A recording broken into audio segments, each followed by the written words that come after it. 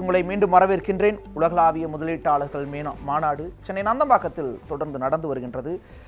பெரிய அளவில் முதலீடுகள் உருவாகும் அப்படிங்கிற ஒரு எதிர்பார்ப்பு நிலவி கொண்டிருக்கக்கூடிய சூழ்நிலையில் உள்நாட்டு முதலீட்டாளர்களுக்கு சலுகைகள் கிடைக்கின்றதா அப்படிங்கிற ஒரு கேள்வியை இடைவேளைக்கு முன்பே வைத்திருந்தேன். திரு சிவகுமார், உங்களுடைய பார்வையில் இன்று முதலமைச்சர் சிறப்புரையில் குறிப்பிடும்போது கூட ஒரு பெருமிதமாக குறிப்பிட்டார். சிறு மற்றும் குறு தொழில்கள் தமிழகத்தில் மிகுந்த அளவிற்கு ஒரு நிலைத்தன்மையாக வளர்ச்சி அடைந்திருக்கின்றன என்று பெருமிதமாகவே குறிப்பிட்டார். அந்த சிறு குறு முதலீட்டாளர்களுக்கு இப்படியான சலுகைகள் வழங்கப்படுகின்றதா உங்களுடைய பார்வை? உண்மையாக சொல்ல வேண்டும் என்றால் கிட்டத்தட்ட இந்த 2 வருடங்களில் மட்டும் 3 வருடங்களில் கிட்டத்தட்ட 1 லட்சத்திற்கும் மேற்பட்ட சிறு குறு தொழிலாளர்கள் ரெஜிஸ்டர் பண்ணியிருக்காங்கங்கிற ஒரு தகவல் வெளியிட்டாங்க மாண்புமிகு முதலமைச்சர். ரெஜிஸ்டர் பண்ணுறதோட இது நிற்கக்கூடாது, தான் காலில் கூட நம்ம பேசினோம். ரெஜிஸ்டரோடு நின்றுட்டுன்னா சிறு குறு தொழில் செய்பவர்களுக்கு தான் இன்றைக்கி வந்து முதுகெலும்பு, backbone of the industry. ஏன்னா அவங்க தான் ஆன்சிலரி இண்டஸ்ட்ரீஸ் கொடுக்குறாங்க. ஒரு நோக்கியானா அதை நம்பி ஒரு 20 யூனிட் 40 யூனிட் இருக்கும். அசோக் லேலண்ட்னா அதை நம்பி ஒரு 100 யூனிட் இருக்கும்.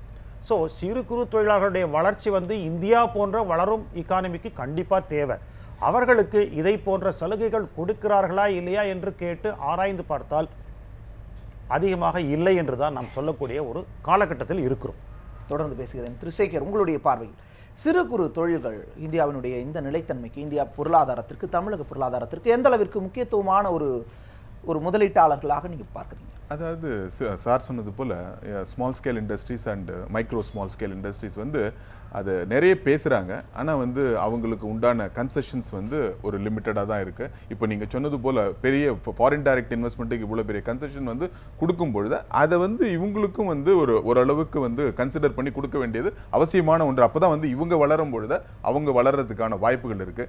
அதே மாதிரி இந்த கன்செஷன்லாம் வந்து எவ்வளோ நாள் பீரியடுங்கிறது ரொம்ப முக்கியம். ஏன்னா வந்து இப்போது கிட்டத்தட்ட வந்து நம்ம ஃபாரின் டைரக்ட் இன்வெஸ்ட்மெண்ட்டில் பங்குச்சந்தை சார்ந்த முதலீடு வரும்பொழுதே ஏற்கனவே மேட்டுங்கிறத இம்போஸ் பண்ணாங்க ரெட்ராஸ்பெக்டிவா, அதை இப்போ வந்து ரிமூவ் பண்ணாங்க. அந்த மாதிரி ஒரு கன்ஃபியூஷன் இல்லாமல் ரெட்ராஸ்பெக்டிவ்லாம் கொண்டு வந்தாலாம் வந்து பெரிய ஒரு கன்ஃபியூஷன் இருக்கும். டாக்ஸ் பாலிசியாக இருக்கட்டும், இல்லை வந்து அந்த அவங்களுக்கு கொடுக்கக்கூடிய கன்செஷனாக இருக்கட்டும், தெளிவாக இருக்கணும். அது சிறு தொழிலாக இங்கே இருக்கக்கூடிய நிறுவனங்களை வளர்க்கக்கூடியதாக வந்து முக்கியமாக அவங்க தான் முதுகெலும்பு.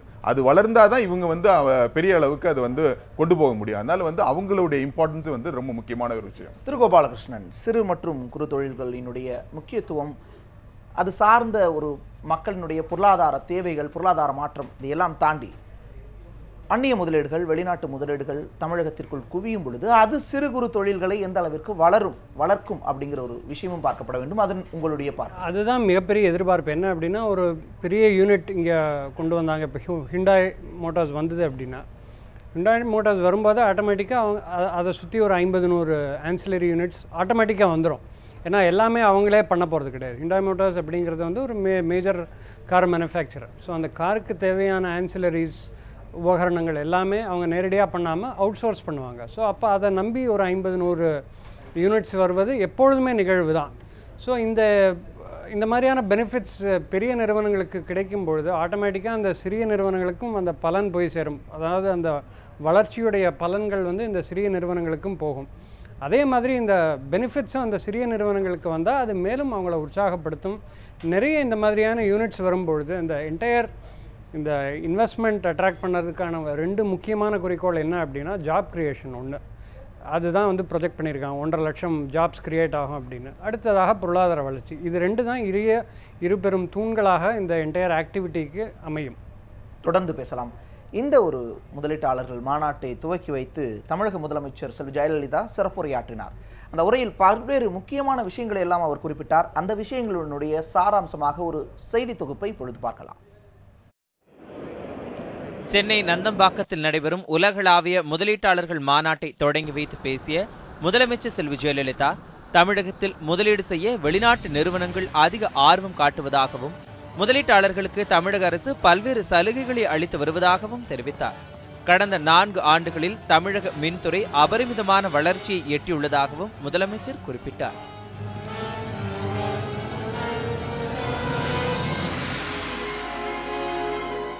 The power sector in Tamil Nadu has witnessed a revolution in the past 4 years. Chronic power shortages were a legacy bequeathed to me when I assumed office in May 2011. Today, we have completely eliminated power shortages and Tamil Nadu is on the verge of becoming a power surplus state.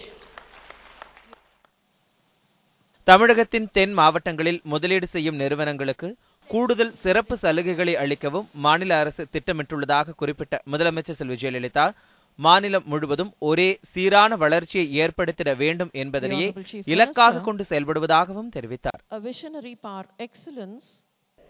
My government believes in balanced industrial development across the state. Hence, I introduced a very attractive package of incentives to encourage investors to invest in the southern districts of Tamil Nadu. A ready-to-occupy land bank of 42,000 acres is available for industry. I had also recently ordered that for investment commitments made in the state, all necessary final clearances shall be accorded within 30 days. This re-establishes Tamil Nadu as a state that focuses on effective delivery without the accompanying hype. 1 லட்சம் கோடி ரூபாய் அளவுக்கு முதலீடுகளை ஈர்க்க வேண்டும் என்ற இலக்குடன் தொடங்கப்பட்ட இந்த மாநாட்டில் நிர்ணயிக்கப்பட்ட அளவை விட அதிக முதலீடுகள் குவிந்துள்ளதாகவும் முதலமைச்சர் செல்வி ஜெயலலிதா தனது சிறப்புரையில் குறிப்பிட்டார். The Global Investors Meet has targeted investment commitments of 1 lakh crore rupees, which has already been exceeded. I am very confident that further commitments would be made over these 2 days, and I would be able to make an announcement on the resounding success of the meet when we gather here again tomorrow. உலக அளவில் முதலீடுகளை ஈர்க்க பிரதமர் மோடி தலைமையிலான மத்திய அரசு பல்வேறு முயற்சிகளை மேற்கொண்டு வருவதாகவும் முதலமைச்சர் செல்வி ஜெயலலிதா பாராட்டுக்களை தெரிவித்தார்.